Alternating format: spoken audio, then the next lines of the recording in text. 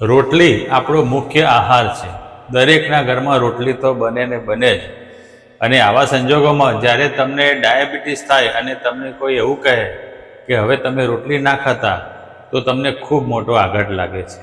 ડાયાબિટીસમાં રોટલી ખાવી જોઈએ કે નહીં, એ તમામ ડાયાબિટીસના પેશન્ટોનો એક મૂંઝવતો પ્રશ્ન હોય છે.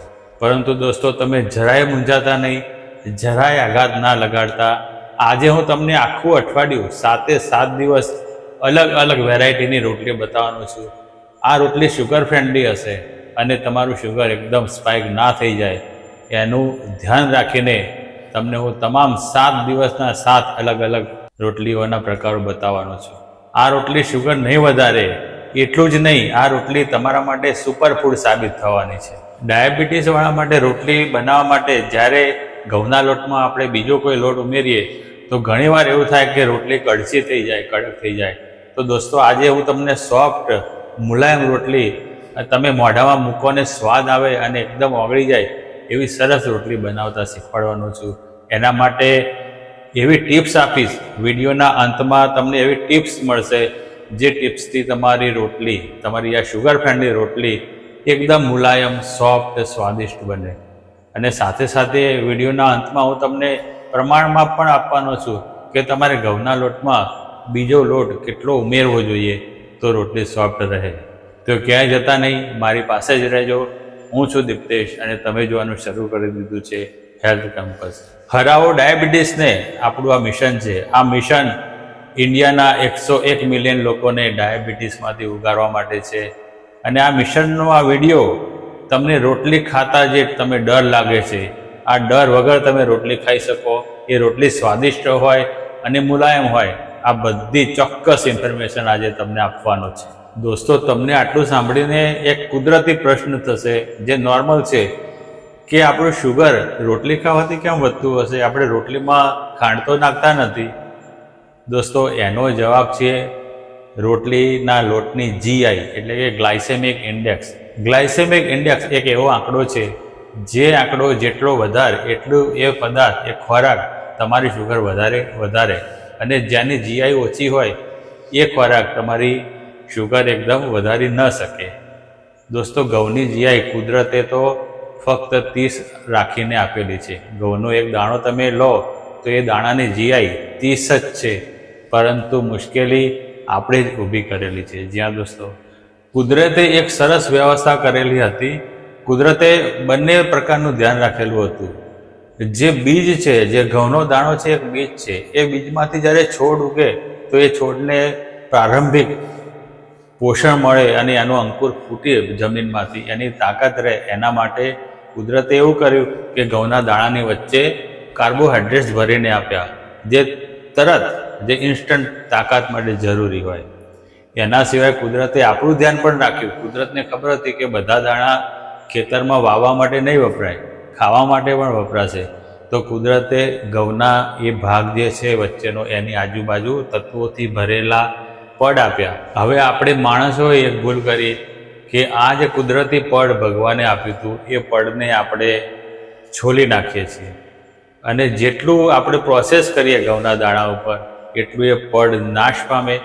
અને એ પડની જોડે જોડે તમામ પ્રકારના ફાઇબર, વિટામિન્સ, ખનિજ તત્વો આ બધું જ નાશ પામે. અને આપણા હાથમાં ફક્ત વચ્ચેનો ભાગ, જે કુદરતે પેલી ઇન્સ્ટન્ટ એનર્જી માટે કાર્બોહાઈડ્રેટ્સ આપ્યા હતા, એ કાર્બોહાઈડ્રેટ્સ આપણા ભાગે આવે. અને આ કાર્બોહાઈડ્રેટ્સ એટલે સીધી ખાંડ કહેવાય, શુગર કહેવાય. એટલે તરત જ આ કાર્બોહાઈડ્રેટ્સ આપણી શુગર વધારી દે અને છેવટે આપણે જે રોટલી ખાઈએ એની GI ખૂબ વધી જાય અને આપણું શુગર સ્પાઇક મારે. દોસ્તો, આપણે માણસોએ જેટલા પ્રોસેસ કર્યા એટલી GI વધી. પહેલાં આપણે ઘરની પથ્થરની ઘંટીમાં દળતા હતા ત્યારે એ લોટની GI ફક્ત 45 થતી હતી. 30માંથી 45 થાય એટલે થોડો તફાવત પડતો હતો. એ પછી આપણે બજારની ઘંટીમાં દળાવતા થયા. તો બજારની ઘંટીમાં જ્યારે લોટ દળાય છે અથવા તો ઘરમાં જે ઘરઘંટીથી આવે છે એ ઘરઘંટીની અંદર જ્યારે આપણે લોટ દળીએ તો લગભગ 60 જેટલી એની GI પહોંચી જાય. એનાથી પણ વધારે પ્રોસેસ જે આપણે ફેક્ટરીમાં બનેલા લોટના પેકેટ લાવીએ તો એ પેકેટની જે લોટ નીકળે એની GI લગભગ 75 સુધી પહોંચી જાય. એટલું જ નહીં, ઘણી ફેક્ટરીમાં મેદો બને, આ મેદો બેકરી આઇટમોમાં ખાસ વપરાતો હોય છે અને એના સિવાય સમોસા ને એવું બધું બનાવવા માટે આપણે ઘરમાં પણ લાવીએ છીએ. મેદો એ આ જે વચ્ચેનો મેં ઘઉંના દાણાનો ભાગ કયો એ ભાગનું જ રિફાઇન્ડ એક સ્વરૂપ છે અને આ રિફાઇન્ડ સ્વરૂપ લગભગ 85 થી 90 GI સુધી પહોંચી શકે છે. હવે આ GIનો જે પ્રશ્ન છે એમાં જ એનું સોલ્યુશન છુપાયેલું છે. આપણે જ્યારે ઘઉંના લોટની GI ઓછી કરી શકીએ તો પછી આપણું સુગર સ્પાઇક ન આવે. અને ઘઉંના લોટની GI ઓછી કરવા માટે આપણે શું ઉમેરવું પડે? આપણે જે પ્રોસેસ કરીને કાઢી નાખ્યું છે એ પાછું ઉમેરી દેવું પડે, તો જ આપણે ઘઉંના લોટની GI ઓછી લાવી શકીએ અને આપણે રોટલી ખાઈએ ત્યારે આપણું સુગર સ્પાઇક ન આવે. તો દોસ્તો એના માટે આપણે પ્રોટીન કાઢી નાખ્યું તો પ્રોટીન ઉમેરવું પડે, ફાઇબર કાઢી નાખ્યા હતા તો ફાઇબર ઉમેરવા પડે, વિટામિન્સ મિનરલ્સ કાઢી નાખ્યા છે તો એ બધું ઉમેરવું પડે. દોસ્તો આજે આપણે આ વિડીયોમાં અઠવાડિયાના 7 દિવસમાં 7 અલગ અલગ વસ્તુઓ લોટમાં ઉમેરીને આ તમામ જે આપણે નાશ કર્યા હતા એ તત્વો પાછા મળે, રોટલી સ્વાદિષ્ટ નહીં પણ પૌષ્ટિક પણ બને અને સાથે સાથે તમારું સુગર સ્પાઇક પણ ના આવે એવી જબરજસ્ત રોટલી આપણે બનાવીએ. દોસ્તો આપણે સોમવારની રોટલી શરૂ કરીએ એ પહેલાં ખાસ અપીલ કરી દઉં, જો તમે ચેનલ ઉપર નવા હોવ તો ચેનલને સબસ્ક્રાઈબ કરવાનું ભૂલશો નહીં.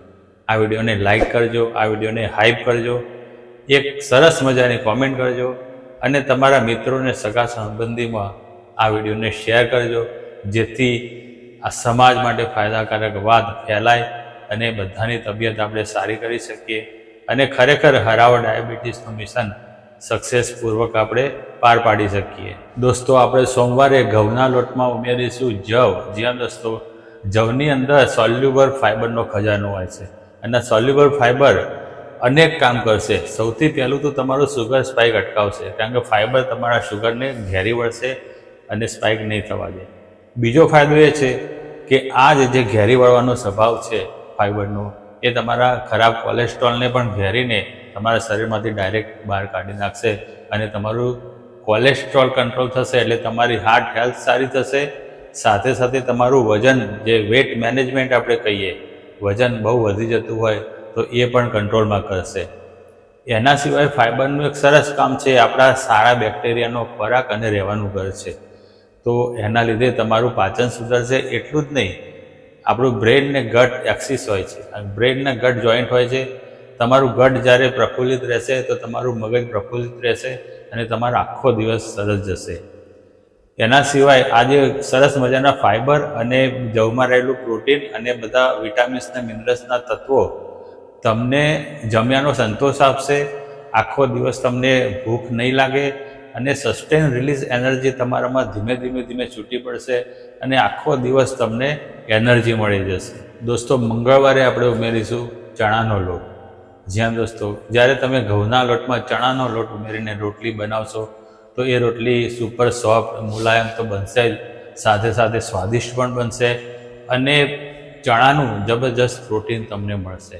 આ પ્રોટીનના કારણે તમારા સ્નાયુ મજબૂત થશે, ચેતાતંત્ર સારું થશે, આંખો તમારી સારી થશે, તમારા ચહેરા ઉપર ક્રાંતિ આવે, તમારા વાળ અને નખ મજબૂત થાય. આ બધા જ પ્રોટીનના ફાયદા તમને ચણાનો લોટ ઉમેરવાથી મળશે. અને આપણું મુખ્ય કામ જે સુગર સ્પાઇક ના આવે એ તો સરસ મજાનું થવાનું જ છે. દોસ્તો બુધવારે આપણે ઉમેરીશું જુવાર. જ્યાં દોસ્તો ઘઉંના લોટમાં જુવારનો લોટ ઉમેરવાથી આ રોટલી તમને જબરજસ્ત પ્રકારના એન્ટીઓક્સિડન્ટ અને એન્ટી ઇન્ફ્લેમેટરી જે તત્વો છે તમને આપશે. એન્ટીઓક્સિડન્ટ તત્વો અને એન્ટી ઇન્ફ્લેમેટરી તત્વો તમારી લોહીની નળીઓ સાફ રાખશે, તમારું હાર્ટ હેલ્થ, તમારા હૃદયની મજબૂતી વધશે અને જુવારમાં રહેલું કેલ્શિયમ તમારા હાડકાં મજબૂત કરશે. દોસ્તો ગુરુવારે આપણે ઘઉંના લોટમાં ઉમેરીશું સોયાબીનનો લોટ. દોસ્તો સોયાબીનનો લોટ એટલો ફાયદાકારક છે, એની અંદર તમને તમામ 9 એમિનો એસિડ મળશે. આ 9 એમિનો એસિડ મળવાથી તમારી પ્રોટીનની આખી ચેન, આખી રિક્વાયરમેન્ટ પૂરી થાય અને તમારા શરીરમાં જ્યારે નવું પ્રોટીન બને ત્યારે એ પ્રોટીન અધૂરું ના રહે, એમાં જે ખૂટતી કડી એમને મળે અને તમારા શરીરનો વિકાસ માટે પ્રોટીન બને, તમારા તમામ અંગો સારામાં સારા રીતે વિકાસ પામે, તમારી હેલ્થ ખૂબ જ સારી રહે. સાથે સાથે ઓમેગા 3 ફેટી એસિડ મળશે. આ ઓમેગા 3 ફેટી એસિડ આંખો, હૃદય, મગજ તમામ માટે સરસ મજાનું કામ કરે છે. દોસ્તો, શુક્રવારે આપણે ઘઉંના લોટની અંદર ઉમેરીશું બાજરીનો લોટ. દોસ્તો, બાજરીનો લોટ તમને બે મહત્ત્વના ખનિજ આપશે, આયર્ન અને મેગ્નેશિયમ. આયર્ન તમારા શરીરની ટોટલ જે બ્લડ બને છે, બ્લડ માટે જરૂરી છે અને આખું શરીર પ્રફુલ્લિત રહે અને કામકાજ થાય.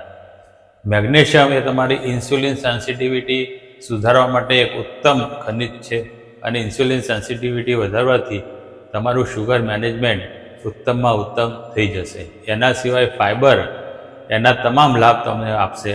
પાચન સારું થાય, શુગર કંટ્રોલ કરે, કોલેસ્ટ્રોલ બહાર કાઢે, આ બધા જ લાભ તમને બાજરીમાં રહેલા ફાઇબરના મળવાના છે. એના સિવાય તમારી ચામડી મુલાયમ થશે, ગોરી થશે અને તમારી હાર્ટ હેલ્થ પણ ખૂબ જ સરસ થશે. દોસ્તો, શનિવારે આપણે બનાવીશું મલ્ટીગ્રેન રોટલી અને આ મલ્ટીગ્રેન ખરેખર મલ્ટીગ્રેન હશે.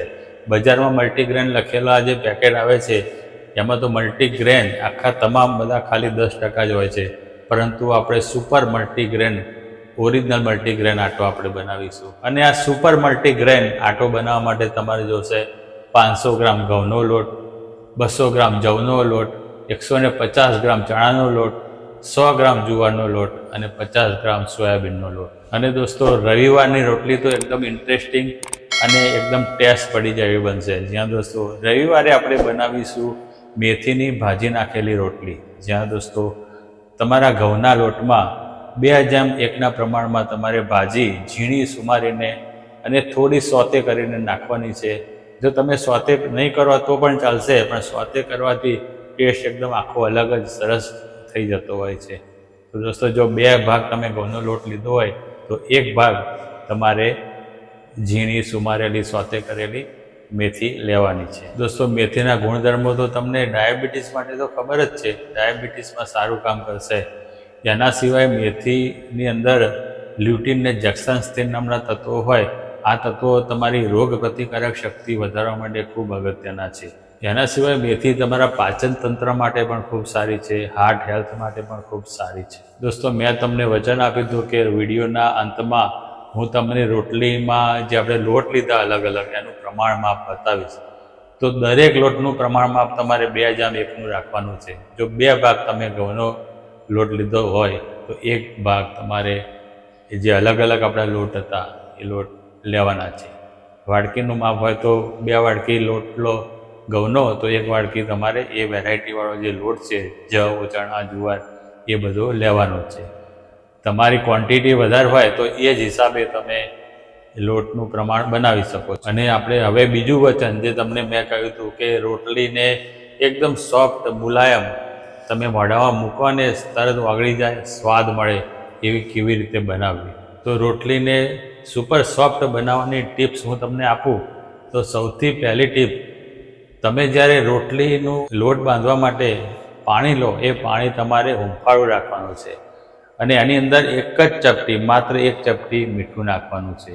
દોસ્તો, મીઠું તમારું પ્રેશર વધારી શકે છે અને સામાન્ય રીતે આપણે મીઠું નહીં ખાવાનું કહેતા હોઈએ છીએ, પરંતુ માત્ર 1 ચપટી મીઠું તમે તમારા 4-5 લોકોના લોટમાં જે પાણી બાંધવાનું લો એ પાણીમાં નાખી શકો છો. આ મીઠું નાખવાથી એક જબરજસ્ત, જેને કે જમીન આસમાનનો ફેર તમારી રોટલીની સોફ્ટનેસ ઉપર પડશે અને તમારી ફુલકા રોટલી ફૂલશે પણ સારી અને એકદમ સુપર સોફ્ટ બનશે. એટલું જ નહીં, આ રોટલી જ્યારે તમે મૂકી રાખશો તો પણ એ એની સોફ્ટનેસ છોડશે નહીં, કડક નહીં બને. એક બીજી ટ્રીક તમને બતાવી દઉં. તમે જ્યારે ગરમ હુંફાળા પાણીમાં મીઠું નાખો એની સાથે જ 1 ચમચી અળસીનું તેલ જો નાખશો તો રોટલી એના કરતાં પણ એકદમ સોફ્ટ બની જવાની છે.